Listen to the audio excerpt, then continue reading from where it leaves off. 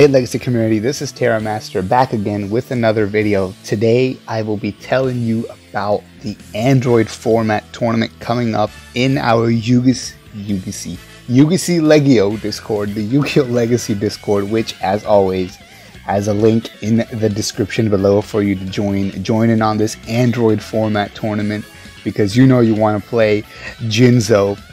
Coming up on July 26th, a $5 USD cash prize for getting first place, and is also part of our monthly ranking for July, where we have a minimum of 3 tournaments, and whoever gets the highest ranking from topping in all those tournaments at the end of the month gets a $10 prize for July.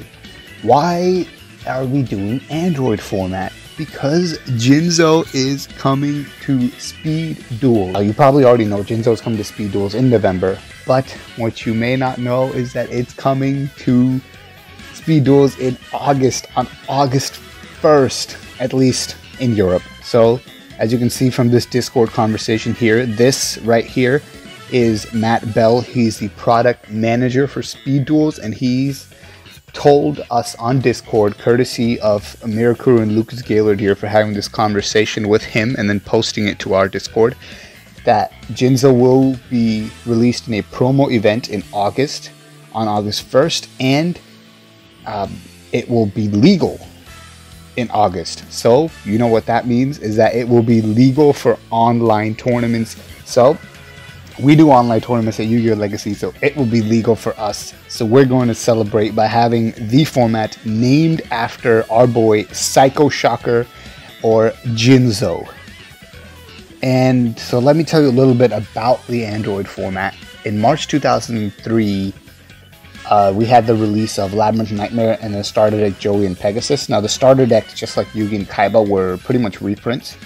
So it's the Labrynth of Nightmare that we're looking at, and that gave us a lot of different cards, which really helped change what kind of had become a post-Critter format, which is a mid to late 2002 format, toxic kind of format, because of the 3 what they call pre-negates, which are Confiscation, Delinquent Duo, and the Forceful Sentry. Imagine designing and printing these cards and thinking like, yep, this is fine. So what Konami had to do, and I don't know if they plan to do this anyway, but they had to do, is they had to give you cards that could make the game playable and not just decided by who drew more of these 3 ridiculous cards that they had printed in Magic Ruler. In Android format, all these cards are allowed at once, so you may be thinking, that doesn't sound very fun. You're still, whoever draws the cards first still has a huge advantage, especially since there's only one of each of them, right? But let's look into the format, starting with the ban list, to show you that this format can actually still be a ton of fun. So what I did for the ban list is I just made like a little display here of the ban list. Is that it's what I did put in the main deck here is the limited cards, and in the side deck here is you have your semi-limited cards. So going through the main deck, obviously you have the 5 pieces of Exodia. You have your Cyber Jar, which of course you don't want Cyber Jar and Morphing Jar. You don't want the game to just be one big jar flip where either all monsters on the field are destroyed and then 5 cards come off the player's decks, or all cards in the player's hands are discarded and then 5 cards come off the player's decks too. That could have become really toxic in its own right. And of course you have the boss monster of the format, our boy Psycho Shocker, or Jinzo. And he is limited. Your searchers in Sengen and Witch of the Black Forest is limited, and these are particularly insane cards because, as you can see, Sengen, just the amount of cards you can search on this list, it can give you your Witch, obviously, your Serpent, your Jars, Sinister Serpent, which is amazing to counter Delinquent Duo. It also has a cost for any discard cards you may use. And Witch of the Black Forest searches pretty much any monster that's popularly played in the format. I'll show you more about that when you get into the deck lists. And then you have the spells. The spells in this format are absolutely insane. So I've already talked about the 3 hand destruction ones. Let's look at some of the other ones. You have things like Card Destruction for draw power. So like basically with Sinister Serpent, all these discard cards like Card Destruction, Morphing Jar, Graceful Charity down here, those are all like absolutely insane.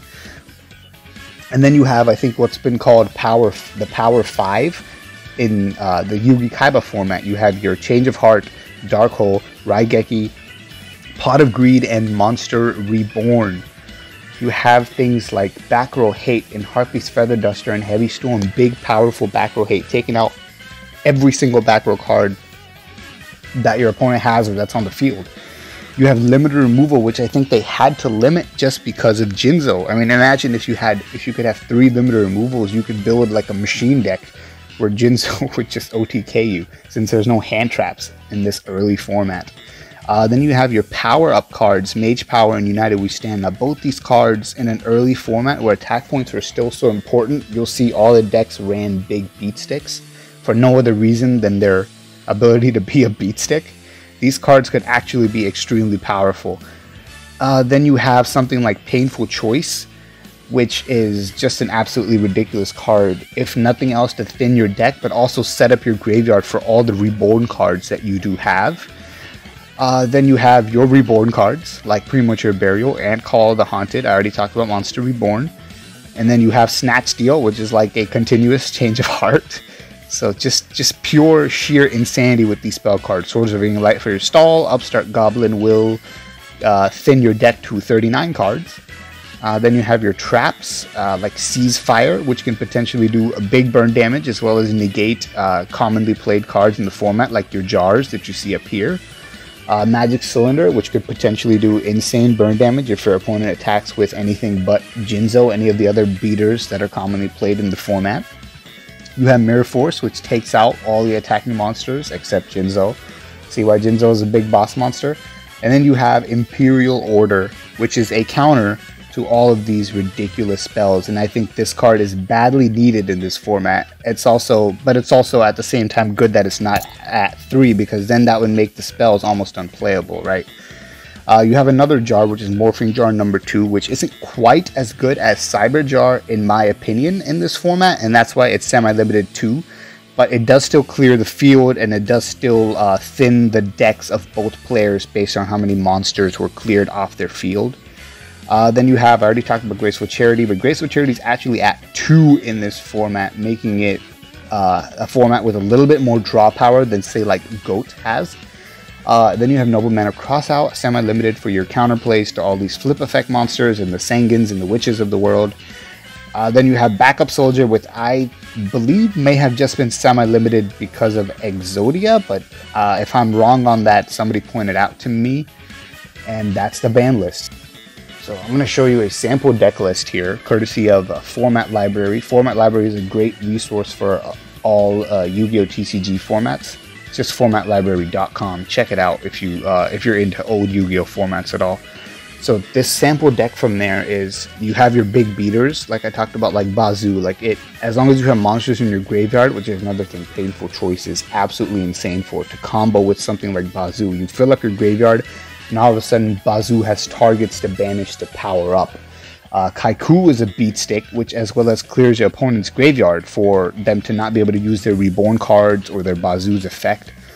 You have Gemini Elf, which is your vanilla beater, and that's why it's without any kind of effect or power up, it's the strongest level 4 or lower monster in the format. So that's why it was run pretty commonly. You've got Summon Skull, which is your 1 tribute answer as far as attack points go to Jinzo, which obviously you see right there. And then let's talk about some cards that are not on the ban list. You have Magician of Faith, which is absolutely insane to recycle any of these ridiculously powerful spells. You have Mystic Tomato, which helps you search for your searchers. Kind of a funny thing to say, but it brings out your Sangin or Witch, which can then, if it's a Witch of the Black Forest, search for your Jinzo or Summon Skull or Gemini Elf or whatever you need, your Bazoo, right? Then you have a bunch of these ridiculously powerful spells. Fisher's in there for extra removal. MST's in there for extra back row hate. Although I see this, whoever made this deck chose not to use Heavy Storm as to protect their own back row, so went with the 2 MSTs instead of that. And then the traps, you've got Jar of Greed, so they thin their deck by 2 more without using Upstart Goblin to give their opponent life points.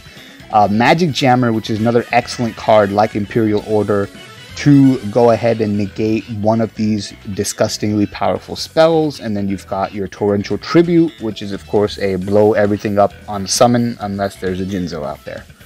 Alright, so with that out of the way, I was able to get a sample duel in with my friend Lucas, and I'm going to show you this duel just to show you how much fun this format can truly be. So like you saw there, and like you're going to see in this duel, there's a lot of opportunity, like you saw on that deck list and that ban list. There's a lot of opportunity, like while you have a lot of incredibly powerful cards, there's also a lot of opportunity for powerful counter plays to happen as well, even after you've lost some advantage to an early play. So anyway, here is Delinquent Duo I'm opening up. So I get rid of Raigeki and he goes and discards Fissure. So I'm thinking I'm in a great spot. I've gotten rid of 2 removal. And you might be thinking, see, that's so unfair, you open Delinquent Duo, but just watch how the duel progresses. So he attacks Witch of the Black Forest, and that's potentially insane, right? I get my Delinquent Duo back, but look, he sets 2 of his hand face down, so now Delinquent Duo isn't any good. And I'm like, hey, where's my Harpy's Feather Duster or my Heavy Storm? Anyway, so I activate Painful Choice, and I go ahead and banish 5 monsters that I want that can run over that Witch, as well as give me something. Now he pointed out something here that was like, don't you want Sinister Serpent to be in there? And at the time I didn't think I did, because I really just wanted something to attack the Witch of the Black Forest with. But I feel like that may have been the wrong way to think about it, since I had Monster Reborn anyway. So I went ahead and activated Monster Reborn to summon that Jinzo that got buried from Painful Choice. And there you go, just like that, I am in a very dominating position, you would think, right? As he searches his Sinister Serpent with his Witch of the Black Forest, and he takes a bunch of damage. But now watch, now that Graceful Charity that he set face down will allow him to draw 3, discard 2. The Serpent is basically a free discard.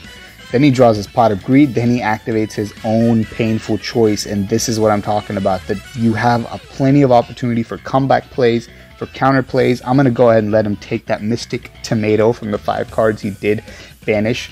He's going to summon Bazoo and use that graveyard he filled up. So we both used Painful Choice in different ways to utilize our graveyard. That Bazoo can remove up to 3 monsters, and it can get really fat 2,500, more powerful than Jinzo, equal to a Summon Skull.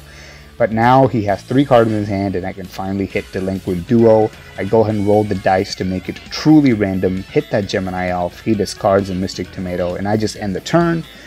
Keeping Gemini Elf in attack mode so that at least he has to banish 2 monsters if he wants to kill it. He does go ahead and do that and swing over my Elf.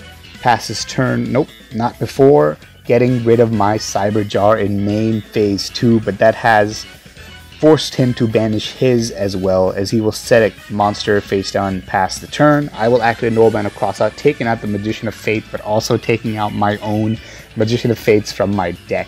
I'll go ahead and set the little critter and pass turn over. And pass turn over to him. He will not use Bazoo's effect this time, as I believe his graveyard is pretty thinned out at this point. Yep, Witch and Jinzo. He probably wants those in there, or at least he wants the Jinzo in there for sure. I will take the Mystic Tomato so that I can have something to float in case he's going to just go ahead and straight up attack me again. I'll use Confiscation to obviously take the tomato. I roll dice again just out of habit, but I forgot Confiscation is so broken and lets you look at your opponent's hand. So I take the tomato, he activates Time Seal when I play my Heavy Storm. I go ahead and Solemn, since Solemn is going to be destroyed anyway. I set my tomato and pass, and at this point, as you can see, this game has become a top deck contest, which doesn't necessarily always happen. It just happened that we perfectly countered each other's play to a point like this, but he still has a small advantage with the 2 Bazoos on the board, right? But not until like top deck Raigeki, and that's gone. Swinging for 1100 with the Witch. At this point, it just comes down to who draws what, and what could be more exciting than that. He will top deck the Premature Burial, summon that Bazoo again, banish 3 monsters, 2500. He will go ahead and deal big damage to me. I've got 1 top deck left, and I choose to take Morphing Jar to go ahead and turn that 1 card into 5. Let's see what happens if I set it and pass. Will it be able to activate? Yes, it will, it seems, as he attacks into it. And we each get 5 new cards. And I'm looking at this hand and I'm actually feeling happy until I see that Delinquent Duo. And I'm like, oh my gosh. And then he also has a Forceful Sentry, and it's like, maybe it was a mistake to give him 5 cards, but I still feel okay, because I'm like, I've got 3 powerful spells here, right? I activate Forceful Sentry, boom, Imperial Order. The other 2 cards in my hand are spells as well. That last counterplay won him the game. So, let's see what happens in game number 2. So, I will choose to go first this time, and because I'm used to the new Master rules as well as the Speed Duel rules, I did not draw for turn on the first turn, so I'm just playing with the 1 card disadvantage, but in this format you do draw on your first turn. Another thing I do want to mention, speaking of old rules, is that you will be playing cards pre-errata in this format, so like Sinister Serpent and Imperial Order have both had erratas. Like Sinister Serpent, as you saw in that last duel, will return to your hand every game. And let me stop real quick on this Imperial Order as I counter his Painful Choice opening play to that. Imperial Order back in the day was optional, even though the card text here will state it's not optional. So those are just a couple of the erratas I want to point out. So it's pre-errata. It's monsters have priority on their effect when they're summoned. So like if a monster is trap hold but it has a ignition effect, you can still go ahead and do priority on it. So here my first turn, I will go ahead and pay for Imperial Order. I'll summon a tomato, I'll flip that Sengen, I'll go aggressive. He's going to search his Gemini Elf to be able to strike back on his turn. I will hit for a tiny little 1000 damage. We'll summon that Gemini Elf, he's going to take out my tomato. Tomato will float into another tomato. He passes turn over, I go ahead and pay for IO again. And then on instinct alone, after thinking for a second, I play Fisher, and he goes, dude, you paid. And I go, whoops, my bad. Since this is just a practice match, he allowed me to take it back. So I just put my monsters in defense and pass turn over. He will not attack either of our monsters. I guess he doesn't want me to search or float anymore. But I will go ahead and activate Snatch Steal or try to take his after not paying for Imperial Order this time. And Imperial Order will negate Snatch Steal, which since it's a equipped spell, does stay on the field since it just negated, not destroyed. He will not pay for Imperial Order, which then Snatch Steal becomes active, but he had the Dark Hole. However, now I do go ahead and get Sengen's effect and grab my tomato from my deck, my last tomato. And he activates a Delinquent Duo to go ahead and completely randomize, rolls a dice, takes my Cyber Jar, and discards my Mystic Tomato, or I choose to discard my tomato. He will attack me with white Magical Hat, and I say, no way. Call the Hunted, tomato in the way, can't attack it, set my Solemn, get swinging, take out that disgusting white Magical Hat, pass turn over. He'll set a Magician of Faith, I'll swing into it. He will go ahead and recycle his Delinquent Duo. I'll play around it by setting my 2 spells face down. He will draw. He will attack with Bazoo, trying to take out my tomato. Tomato will go to the graveyard, summoning that Witch of the Black Forest, which now will be allowed to search for anything when it does go to the graveyard, but for now I'll use it to attack after removing his Bazoo with Fisher. And moving on here, look at this Fast and Furious gameplay, guys. Fast and Furious gameplay. That's what Android format is, and it's a ton of fun. I'll Harpy's Feather Duster, that Change of Heart bluff. I'll go ahead and take out that Magician of Faith. I almost forgot what it was called for a second there. He will go ahead and take that Painful Choice back, activate it, and thin that deck, and also go ahead and grab that Sinister Serpent, which I'm going to let him have. And now his graveyard is all filled up, and he activates Monster Reborn, but that's worth half my life points to stop that Jinzo from coming out for sure. Summons that tomato, gets rid of my Witch, but I can grab an Elf, and then he will activate Delinquent Duo, however, to get rid of that Gemini Elf. Very smart play. However, I have Dark Hole to get rid of his tomato. I set my own Magician of Faith. He activates Premature Burial, getting back his Witch of the Black Forest. Interesting, he did not go for the power play there. I take the Magician of Faith, I take the Snatch Steal. It's good he didn't go for the power play, or that would have been costly. I would have just taken either the Jinzo or the Summoned Skull, but I drew Monster Reborn. I'll take it anyway, and he does not be able to survive that onslaught. So on we go to game number 3. In game number 3, he will go first. Since he's not like me, he remembers to draw for turn first. He will activate Delinquent Duo. He will go ahead and discard Change of Heart from my hand. I'll throw in my Imperial Order. He activates Forceful Sentry and puts another card back from my hand. And man, am I at a disadvantage at this point. I have nothing, no move except to play Sinister Serpent. Now watch, this is what I'm talking about with how comebacks are possible in this game. Just watch the rest of this duel. Not that I want to spoil it or anything, but he's go ahead and getting damage in.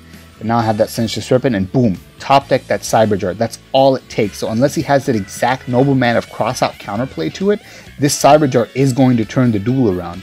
So that's what I'm saying. Like, because the cards are so powerful, yes, they can give you a big advantage in one turn, but at the same time, the cards are so powerful that you can also come back from such a big disadvantage in one turn with one card.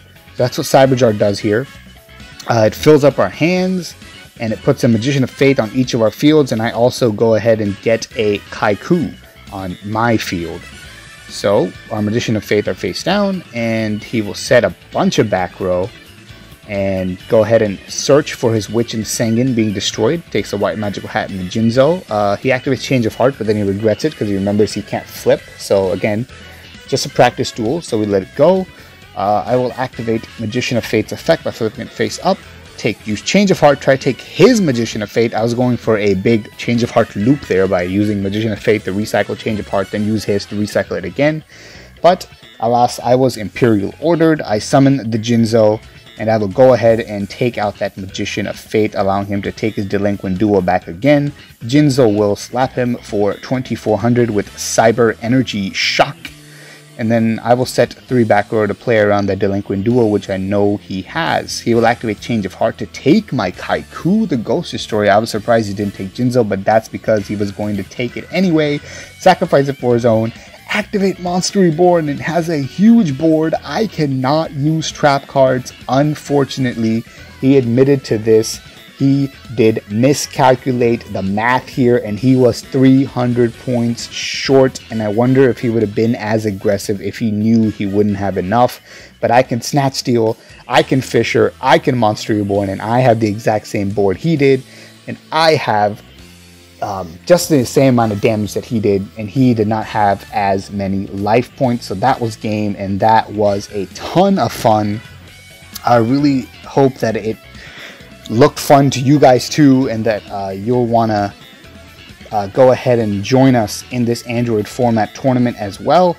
So with that being said, let's just show you our decks really quick before I'm done here.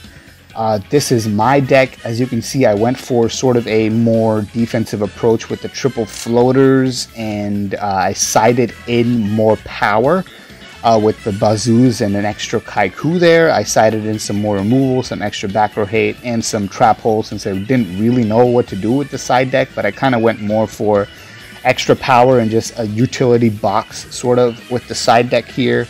I did tech in a mirror wall, which is kind of cool because there's a lot of beat sticks in the format, and cutting somebody's attack in half can allow a tomato to kill a Summon Skull, which is, you know, pretty insane. I also went for the 3 negates in my build because, I mean, Solemn Judgment is just such a good card. And then let's look at Lucas's deck real quick. He did not build a side deck since, I mean, like I said, I didn't really know what to do with my side deck. So I just kind of threw in like a bunch of like toolbox stuff in there. Lucas, as you see, did go with like Time Seal as sort of a pre-negate of skipping my draw phase as opposed to negating something when I summon or activate it. He went with Magic Jammer as one of his counter plays to my spells. Like I said, very good combo with Sinister Serpent. And he did go with White Magical Hat as a tech choice, something I didn't go with. Really cool, can take resources from your opponent's hand. So more focused on that resource bait rather than my more like conventional negation route. But yeah, those are the decks. So you see, even with like you knowing what the most powerful cards are, there's still plenty of variety you can do in the decks, as you can see just from these two. So that's all I got. A couple tips for if you do end up joining, which I really hope you do.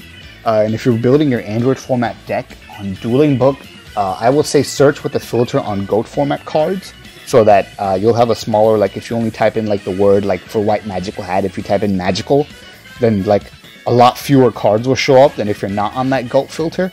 It's that we have a regular Speed Duel tournament coming up that's starting as of this recording tomorrow, so July 19th. You'll see the flyer up on your screen right now.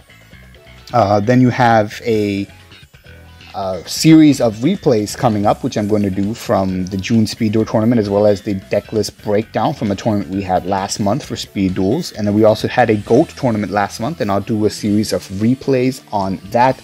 So lots to look forward to. Always more tournaments coming up. And with that said, Terramaster out.